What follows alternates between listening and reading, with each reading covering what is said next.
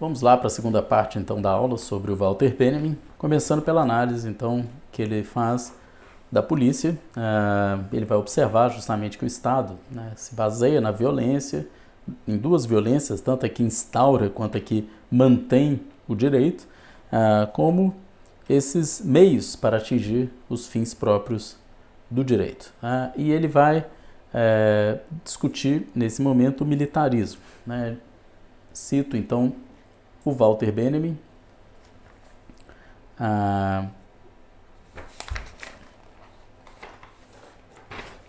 Ele vai identificar na polícia, né, justamente um ponto no qual há uma espécie de suspensão entre a violência, né, que instaura o direito e aquela que o mantém. A polícia, ela seria ao mesmo tempo instauradora e mantenedora de direito, né? A violência, então, policial, ela não se identifica, né, com o direito, ela não é propriamente uma aplicação do direito, ela não respeita propriamente o direito, mas ela intervém por razões de segurança, ela está sempre num ambiente de uma certa exceção, né, sem que haja uma situação de direito clara, né? Então, a polícia ela funciona por razões de segurança, não de direito, né? Ela é uma espécie de arma de manutenção do direito permanente, fazendo uso da força. Na página 135 e 136, o Walter Benjamin desenvolve mais essa questão da polícia. Ele diz o seguinte: a afirmação de que os fins da violência policial seriam sempre idênticos aos do resto do direito, ou pelo menos teriam relação com estes, é inteiramente falsa. Pelo contrário, o direito da polícia assinala o ponto em que o Estado, seja por impotência, seja devido às conexões imanentes a qualquer ordem de direito, não consegue mais garantir por meio dessa ordem os fins empíricos que ele deseja alcançar a qualquer preço. Por isso, a polícia intervém por razões de segurança em um número incontável de casos nos quais não há nenhuma situação de direito clara. Para não falar de casos em que, sem qualquer relação com fins de direito, ela acompanha o cidadão com uma presença que molesta brutalmente ao longo de uma vida regulamentada por decretos ou pura e simplesmente o vigia. Ao contrário do direito, que reconhece na decisão fixada, no espaço e no tempo, uma categoria metafísica que lhe permite ser objeto de avaliação crítica, a consideração da instituição policial não encontra nada de essencial. Sua violência não tem figura, assim como não tem figura sua aparição espectral, jamais tangível, que permeia toda a vida dos estados civilizados.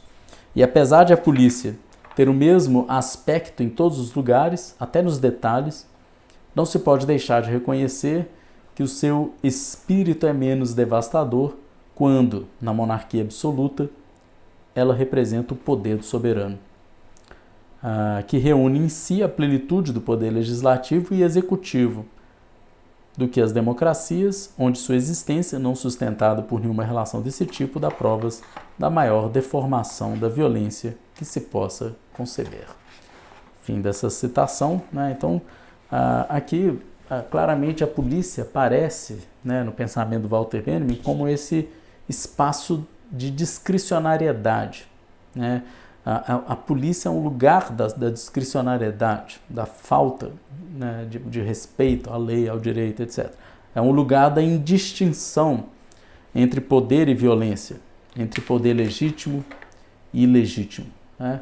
E o Walter Benjamin, então, conclui esse ponto afirmando que toda violência, como meio, ela é ou instauradora ou mantenedora de direito. Ou ela instaura um direito novo, ou ela mantém um direito instituído. E se a primeira função da violência é de instauração do direito, a segunda é justamente de manutenção. O contrato, então, essa figura do contrato, leva sempre, em última instância, para o Benjamin, a uma possível violência. Pois o contrato ele confere o direito de usar da força, de usar da violência contra aquele que rompe as suas cláusulas, né? O contrato é justamente aquilo que instaura a possibilidade do uso da força.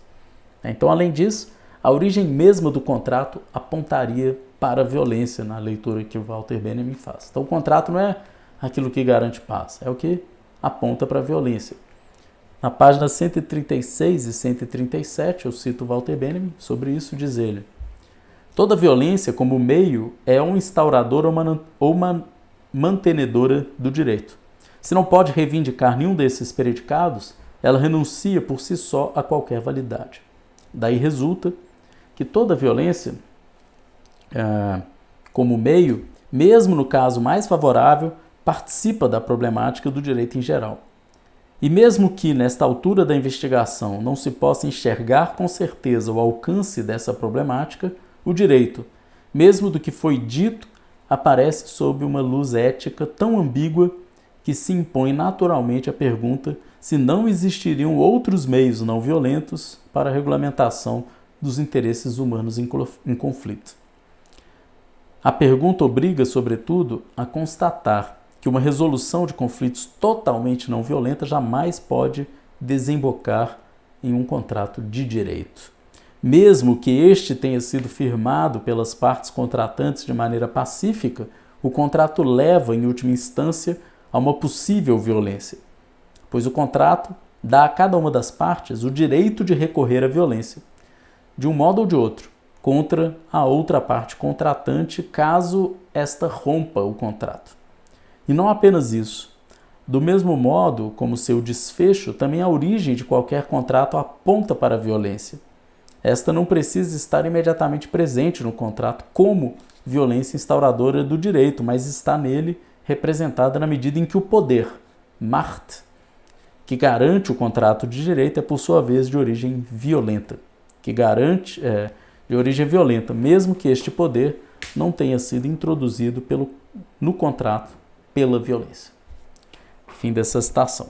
Então, aqui fica claro essa ideia de uma relação direta entre contrato e violência. Contrato não é a maneira não violenta de resolver conflitos humanos, pelo contrato, é aquilo que aponta para o uso da violência, para a violência. Bem, dito isso, o Walter Benjamin vai desenvolver uma crítica aos parlamentos.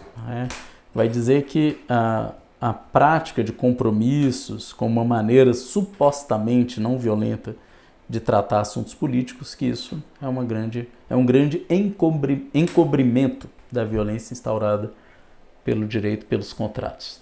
O parlamento seria, portanto, uma forma mais insidiosa da violência, mais difícil dela ser percebida. Agindo assim, é como se nós ignorássemos a violência instauradora do direito, quando a gente vê nos parlamentos uma maneira de elidir a violência, de escapar da violência própria ao direito, e de resolver de forma não violenta os nossos conflitos. Em suma, o Benjamin ele vê nos parlamentos uma forma mais escondida da violência, que apresenta falsamente como uma conciliação não violenta. Está na página 137, diz o Benjamin: quando se apaga a consciência da presença latente da violência numa instituição de direito, essa entra em decadência. Um exemplo disso, na época atual, são os parlamentos. Eles proporcionam o lamentável espetáculo que se conhece porque perderam a consciência das forças revolucionárias às quais devem a sua existência. Assim, sobretudo na Alemanha, a última manifestação de tais violências transcorreu sem consequências para os parlamentos. Falta a estes, aos parlamentos, o senso para a violência instauradora do direito, que neles está representada. Assim, não é de estranhar que não consigam tomar decisões que sejam dignas dessa violência, mas cultivem, com a prática dos compromissos, uma maneira supostamente não violenta de tratar assuntos políticos. Fim da citação. Então, nessa crítica aos parlamentos, o Benjamin ele tem em vista que certamente os acontecimentos do seu tempo, o contexto alemão da época, que em novembro de 1918, lembrando que esse texto é publicado em 1919, portanto pouco antes,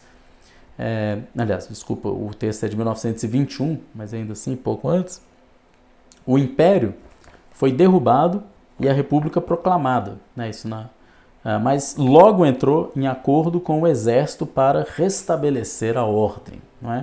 Assim, sob as ordens do parlamento, os trabalhadores berlinenses foram presos, espancados e mortos. Né? Aqueles mesmos que pleiteavam o fim do Império. Foram presos, espancados e mortos pela nova ordem instituída pelo parlamento. Né? Entre eles, o Karl Liebknecht, né? A Rosa Luxemburgo e outros. Né? Foram presos, espancados e mortos pela polícia da social-democracia. Né? Enfim, então, esse movimento ficou conhecido como a insurreição da Spartak-Ausbund, né, da Liga Espartaquista. Enfim, o Benjamin defende, né, portanto, a impossibilidade de se negociar com essas instituições democrático-liberais. Né? Esse tipo de impossibilidade de negociação, da necessidade de ruptura, e de rejeição dessas soluções negociadas e reformistas, né? Isso aparece também em vários textos do Walter Benjamin posteriores, em outros textos. Vou mencionar dois aqui. O primeiro, um texto de 1931, intitulado Caráter Destrutivo, né? Que foi publicado na época pelo Benjamin. Nesse texto, a violência pura está associada a esse caráter destrutivo, né, que ameaça o direito e que não tem um sinal, uma direção fixa, não aponta para uma ordem específica. Cito Benjamin: o caráter destrutivo não vê nada de duradouro, mas, por isso mesmo, vê caminhos por toda parte. Mesmo onde os demais esbarram em muros ou montanhas, ele vê um caminho. Transforma o existente em ruínas, não pelas ruínas em si, mas pelo caminho que passa através delas. Então percebo que esse poder destrutivo, esse caráter destrutivo, dessa violência pura, ela aponta simplesmente para novos caminhos que a gente ainda nem sabe exatamente quais seriam. É uma abertura do novo, né? Uma espécie de exploração de uma potência aberta, mas que ninguém sabe exatamente aonde nos leva. Outro texto em que aparece esse tipo de posição do Walter Benjamin são as teses sobre o conceito de história, de 1940, em que ele fala da impossibilidade de negociar com as instituições capitalistas, que deveriam então ser simplesmente renegadas, rejeitadas em bloco. Né? E o Benjamin, nesse texto, vai criticar os falsos idealismos da filosofia da história e vai propor uma verdadeira exceção diante do contínuo da história. Então, a verdadeira exceção seria romper com os contratos, com o direito, com a ordem imposta. Um outro texto que vale ressaltar, que influenciou o Walter Benjamin na escrita desse texto, publicado em 1921, é justamente o Georges Sorel, na Réflexion sur la violence, que fazia lá críticas aos utopistas do Estado, todos eles e tal, e que dizia, né, cito, que nossos socialistas parlamentares, se por um acaso chegassem ao governo, se mostrariam bons sucessores da Inquisição do antigo regime e de Robespierre. Bom, essa ideia, né, ela mostra a necessidade da revolução, da reviravolta das forças que fundam e que mantêm o direito, como sendo a única saída possível. Né? Não é possível negociar com esse Estado que instaura e mantém o uso da força da violência. Bom, então, para o Walter Benjamin, todo contrato ou compromisso, ele é, por essência, né, essencialmente, ele é coercitivo. Né? Ele se situa dentro do campo aí dessa mentalidade da violência. Né? A lógica contratual, o pacta sunt servanda, né? A lógica de que devemos cumprir os contratos, tudo isso é da ordem da violência para o Walter Benjamin, e ele chega, inclusive, a comparar os contratos com as guerras, na medida em que, nos dois casos, nós nos afastamos do ideal de uma solução não violenta para as questões políticas, para os nossos conflitos. Bom, e o Benjamin reconhece que é nesse sentido que agem também os sindicalistas, os bolcheviques, que denunciam a marca da violência tanto na origem quanto no desfecho do direito. E ele vê como um acerto dessa leitura deles, essa crítica mais radical aos parlamentos do seu tempo. Né? porque esses grupos se negavam também a negociar com os parlamentos. Isso. Bem, e ao se perguntar, né, na sequência, se existiriam então outros meios não violentos para regular os interesses humanos em conflito, aí nesse ponto Walter Benjamin constata que sim, ele acredita que isso é possível, mas que uma tal resolução de conflitos totalmente não violenta, ela jamais poderia advir ou desembocar em um contrato de direito, ou seja, a gente não deve esperar do direito essa solução não violenta para os nossos conflitos. Em oposição ao contrato e ao direito, que tem justamente como meio a violência, o Benjamin então aponta para um meio puro, não violento. Isso aparece na página 138 e 139 do texto, diz o Walter Benjamin. Será que a resolução não violenta de conflitos é um princípio possível? Sem dúvida. As relações entre pessoas particulares estão repletas de exemplos. Encontra-se acordo não violento em toda parte, onde o cultivo do coração deu aos homens meios puros para o entendimento. Aos meios de toda espécie que estão em conformidade com o direito e aqueles que não estão, e que são todos violência, podem ser confrontados como meios puros os não violentos. Cortesia do coração, inclinação, amor à paz, confiança e o que mais poderia ser citado aqui são seu pressuposto subjetivo. Fim da citação. Então Benjamin considera que os meios puros, eles não constituem uma solução imediata para os conflitos do homem entre si. Eles são sempre mediados, por exemplo, pelo diálogo, entendendo como uma técnica de civilidade baseada no entendimento mútuo, etc. Então, rejeitando-se o contrato, como esse meio, uma vez rejeitado o contrato, para privilegiar esse meio não violento, o Benjamin então se pergunta se não existe alguma escapatória à grave problemática da violência no direito. Será que é possível ir além dessa violência do direito? E o Walter Benjamin claramente acredita que sim. Isso, vou ler uma passagem na página 145 para 146, diz ele: em todo o campo das forças levadas em consideração pelo direito natural ou pelo direito positivo, não se encontra nenhuma que escape da grave problemática da violência do direito.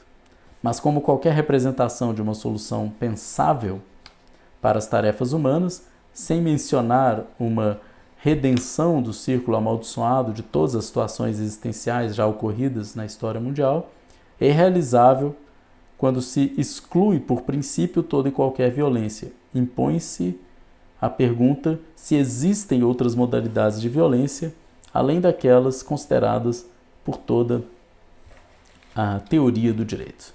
O Benjamin, então, vai defender que quem decide sobre a justificação dos meios e a justeza dos fins nunca é a razão.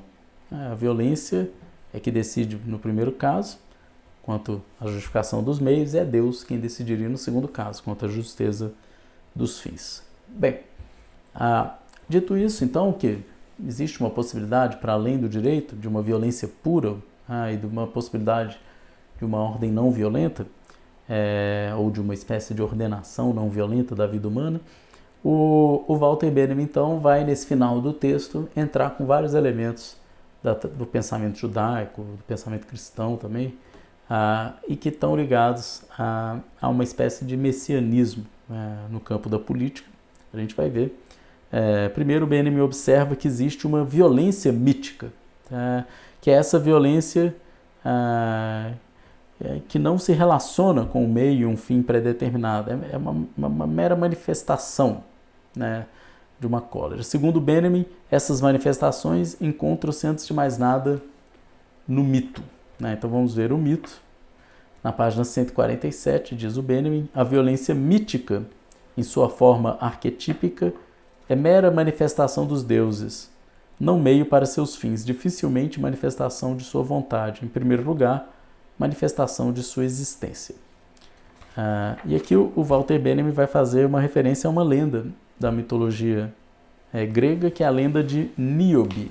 A Níobe ela se casou com a história dela, né? Se casa com Anfitrão, que era o rei de Tebas, e tem 7 filhos e 7 filhas com esse rei. Né? Em razão disso, ela se vangloriava e se dizia superior à deusa Leto, que era a mãe de Apolo e Ártemis.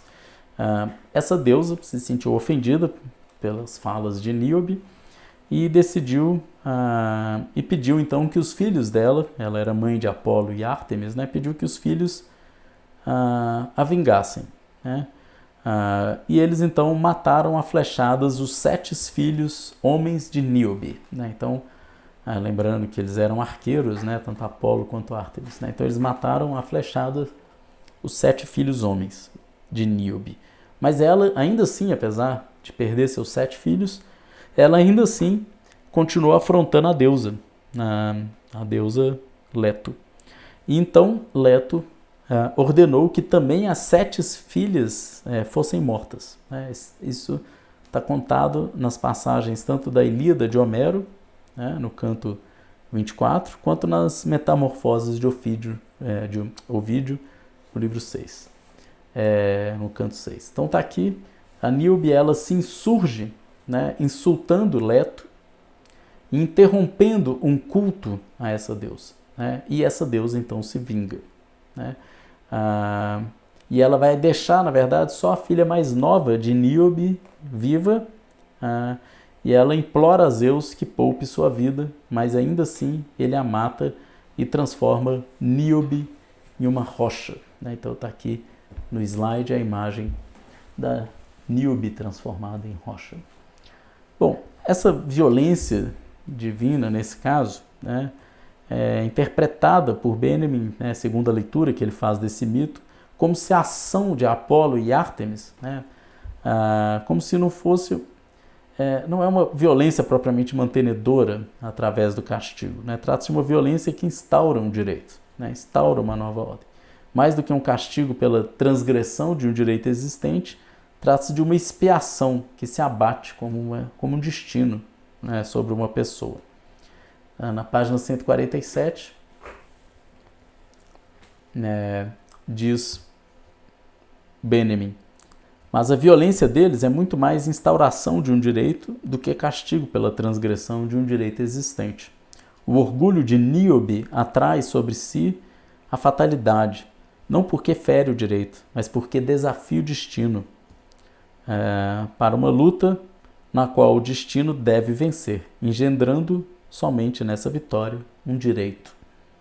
Então a expiação se abate sobre aquele que não sabia como um destino. E o Benjamin vê no princípio moderno de que o desconhecimento das leis não exime da punição. É uma prova desse espírito aí do direito. Essa então violência mítica, ela instaura um direito, não se estabelece, portanto, por meio dela um fim livre e independente da violência, mas sim um fim necessário, intimamente vinculado à violência, que instaura o direito sob o nome de poder. Está na página 148, diz o Benjamin: a instauração do direito é a instauração de poder, e, enquanto tal, um ato de manifestação imediata da violência. A justiça é o princípio de toda instauração divina de fins, e o poder, Marte, é o princípio de toda instauração mítica do direito. Então, o que é garantido pela violência instauradora do direito é o poder, mais do que qualquer ganho desmedido. Então, fixa-se aqui fronteiras, o objeto da paz, ao invés de aniquilar o adversário. Mesmo com mais poder, o vencedor concede direitos ao vencido. Então, direitos iguais, é como se uma ordem fosse instaurada baseada em certos direitos, é claro que favorecendo os mais fortes. Todo direito é, em seus primórdios, então, o direito dos poderosos, e assim será enquanto existir direito, diz o Benjamin, pois da perspectiva da violência, a única que pode garantir o direito, não existe igualdade, na melhor das hipóteses, violências de mesma grandeza. Fim de citação. Bom, em suma, então, o direito ele é uma violência mítica aos olhos de Walter Benjamin, e a tarefa que se impõe é justamente interromper esse contínuo da violência por meio de uma violência pura, que o Benjamin vai chamar também de divina. Essa é uma passagem muito famosa do texto de Benjamin, talvez a mais citada, na qual ele vai falar justamente dessa violência, dessa dita violência pura, divina ou revolucionária. E é também uma das passagens mais citadas e mais discutidas, porque, como vocês vão ver, está longe de ser um texto assim de muita clareza ou que permite uma única interpretação. Leiamos então Benjamin, página 150. Longe de instaurar uma esfera mais pura, a manifestação mítica da violência imediata mostra-se em seu núcleo mais profundo idêntica a toda a violência do direito e transforma a suspeita quanto ao caráter problemático dessa violência em certeza quanto ao caráter pernicioso de sua função histórica, tornando tarefa a sua abolição. Tal tarefa suscita, em última instância, mais uma vez, a questão de uma violência pura, imediata, que possa estancar a marcha da violência mítica. Assim como, em todos os domínios, Deus se opõe ao mito. A violência divina se opõe à violência mítica.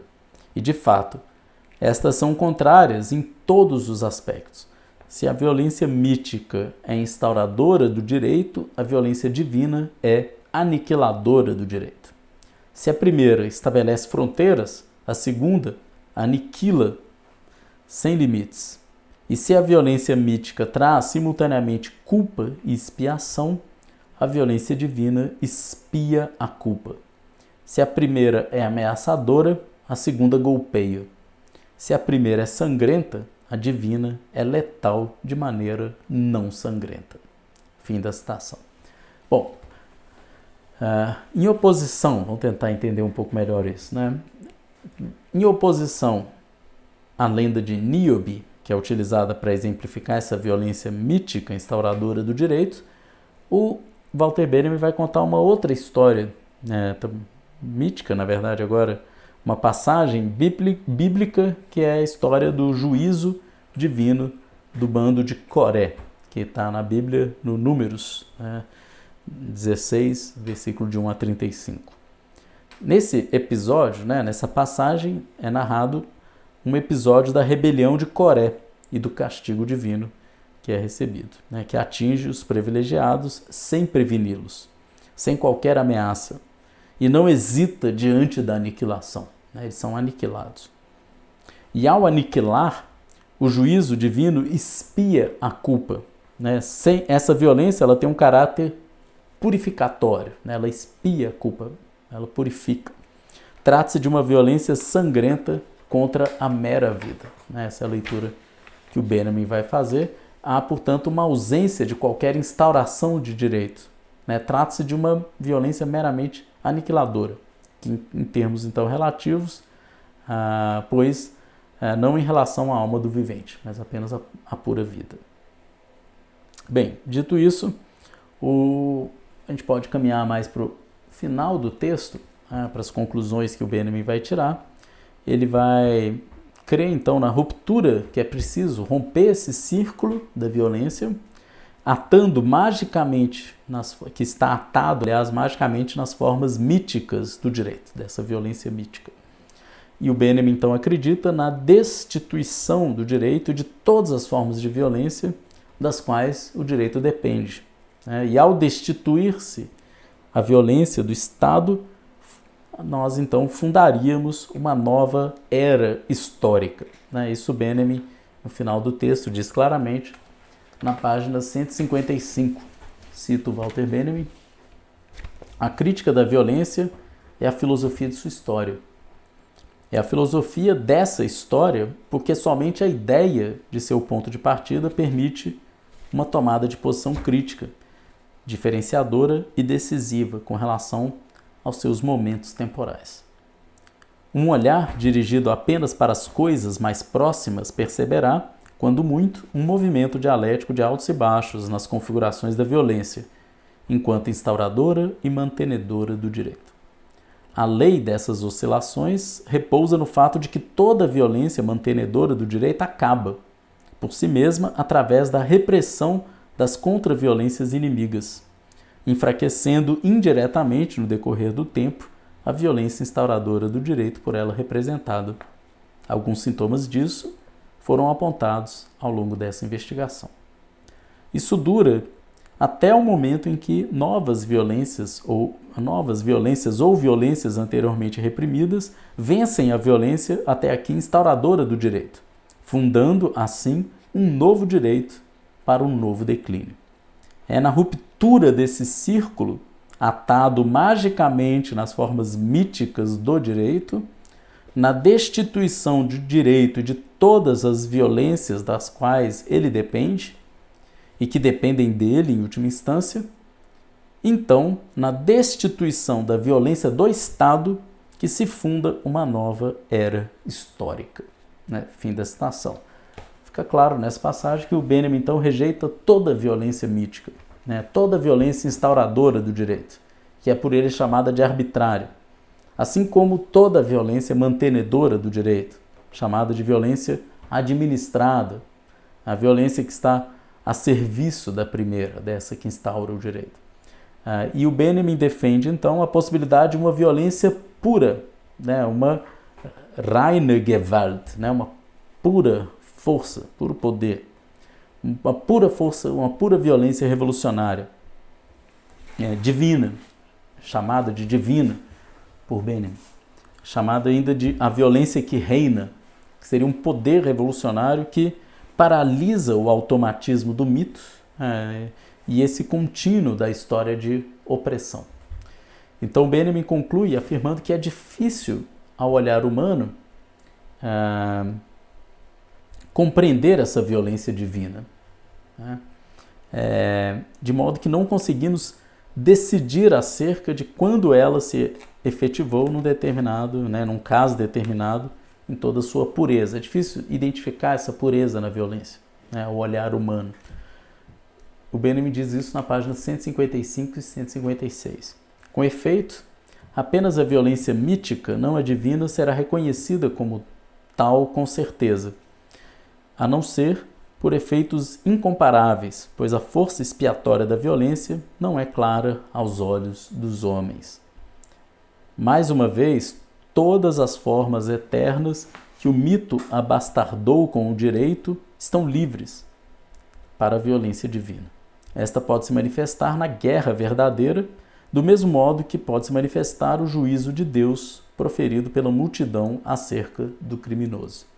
Mas toda violência mítica instauradora do direito, que é lícito chamar de violência arbitrária, deve ser rejeitada. É preciso rejeitar também a violência mantenedora do direito, ou a violência administrada, que está a serviço da primeira. A violência divina, que é insígnia e selo, nunca meio de execução sagrada, pode ser chamada de violência que reina. Bom, dito isso, para a gente então encaminhar para o final da aula, acho que algumas conclusões que a gente pode tirar, né? Vocês devem ter percebido que esse é um texto duro, né? Difícil, há muitas discussões interpretativas, esses elementos retirados da tradição judaica, essa leitura desses mitos, tudo isso são, obviamente, temas de difícil compreensão, há muitas leituras diferentes, e o Walter Benjamin também não, nesse ensaio, ele não apresenta tão claramente assim, o que ele está entendendo, por exemplo, por essa violência que reina, etc., que é divina. Esses elementos aparecem mais nas entrelinhas. Não é? Bom, mas para finalizar então a aula, eu queria reter a ideia central do texto, que é justamente essa ideia de uma defesa de um poder propriamente revolucionário que viria paralisar esse mito, essa violência mítica, que é a violência de instauração e manutenção do direito, e interromper esse contínuo de violência que é a história. Né? A história é um contínuo de violências, de catástrofes. Cito então o próprio Benjamin num texto, numa passagem do Anjo da História, que é esse livro que está aqui na minha mão, que diz assim: Marx diz que que as revoluções são a locomotiva da história universal. Mas talvez as coisas se passem de maneira diferente. Talvez as revoluções sejam o gesto de acionar o freio de emergência por parte do gênero humano que viaja neste comboio. Fim da citação. Essa é uma passagem famosa do Benjamin, porque justamente inverte essa ideia de que a revolução seria uma espécie de resultado de um processo evolutivo, né? Seria um fim de um progresso, né? Um momento no futuro de realização. Não, na verdade é como se a história fosse um ciclo atado, né, miticamente, de reprodução de violência, e a única maneira de se livrar dessa história não é seguir o rumo da história, é interromper o rumo da história. É preciso dessa imagem do comboio, não é que a revolução está ali no final do trajeto, é preciso interromper o comboio, é preciso puxar o freio de emergência e paralisar essa história, né? Então, daí a ideia de uma espécie de solução messiânica, porque ela precisa interromper, de certa maneira, o curso da história. Ela precisa frear esse contínuo de violência. Nas teses sobre o conceito de história, de 1940, o Walter Benjamin ele volta a apontar para essa impossibilidade de se negociar com o tempo e as instituições capitalistas, que deveriam ser simplesmente negadas em bloco, né? Fica claro nesse texto esse tipo de aposta. Há uma imobilidade estrutural que perpassa a luta de classes, de modo que viver sob um estado de exceção é que se tornou a regra, né? A regra é viver sob uma espécie de estado de dominação, né? Uma barbárie travestida de formas institucionalizadas, de formas democráticas, social-democratas, etc., né? O Walter Benjamin, então, ele vai defender a necessidade de provocar o verdadeiro estado de exceção. Então, o verdadeiro estado de exceção não é esse estado da violência contínua, mas é aquele que cria uma espécie de exceção nesse contínuo de violência, né? Uma verdadeira exceção seria um estado não violento. Aliás, não um estado, né? Mas uma organização não violenta dos conflitos humanos. Então, é preciso provocar esse verdadeiro estado de exceção, que é aquele que representaria uma exceção real a esse contínuo histórico marcado pela dominação da maioria por uma minoria. Exceção aqui, portanto, no sentido de uma reviravolta, né, um corte, né, um redirecionador da história. A exceção não aqui como uma suspensão do direito, mas como um desvio, né, como desviar desse caminho que nos leva simplesmente a uma reprodução mítica da violência. Bem, para concluir, então, eu vou ler duas passagens retiradas das teses sobre o conceito de história. Uma primeira, a tese 17A, diz o Benjamin: Marx secularizou a representação do tempo messiânico na representação da sociedade sem classes. A sociedade sem classes não é a meta final do progresso na história, mas sim a sua interrupção, tantas vezes malograda, finalmente efetuada. Fim dessa citação. Então percebam, né? A sociedade sem classe ela não vai se dar como um final de um processo, né? Visto como algo progressivo. Pelo contrário, vai se dar numa interrupção desse processo, uma espécie de interrupção da história, do tempo histórico. Então a sociedade sem classes, para Benjamin, essa revolução, ela não constitui uma tarefa infinita, uma meta a ser atingida por meio do desenvolvimento técnico. Pelo contrário, né, a ação política não é uma ação que vai acelerar digamos assim, o desenvolvimento histórico, ela vai puxar os freios da locomotiva, ou seja, a atividade revolucionária ela é interruptora da marcha histórica, não aceleradora dessa marcha. E por fim, uma última passagem para finalizar a aula, a tese 8ª do livro, diz Walter Benjamin: a tradição dos oprimidos ensina-nos que o estado de exceção em que vivemos é a regra. Temos de chegar a um conceito de história que corresponda a essa ideia. Só então se perfilará diante dos nossos olhos, como nossa tarefa, a necessidade de provocar o verdadeiro estado de exceção. E assim, a nossa posição contra o fascismo melhorará. Fim de citação. Então percebam também nessa passagem que a regra é a dominação, a regra é a barbárie. Portanto, a exceção, ou seja, aquilo que foge dessa regra, é a revirada, o corte, a subversão de tudo aquilo que está dado. Uma descontinuidade, portanto, diante da história político-jurídica do Ocidente. Essa verdadeira exceção seria também o verdadeiro redirecionador da história. A exceção, então, não como uma suspensão, mas como um desvio. Não apenas para refutar e construir um novo direito, mas para realmente abolir o direito e o Estado. Então, além das retóricas aí democrático-liberais, o Walter Benjamin está defendendo uma democracia radical, digamos assim, ou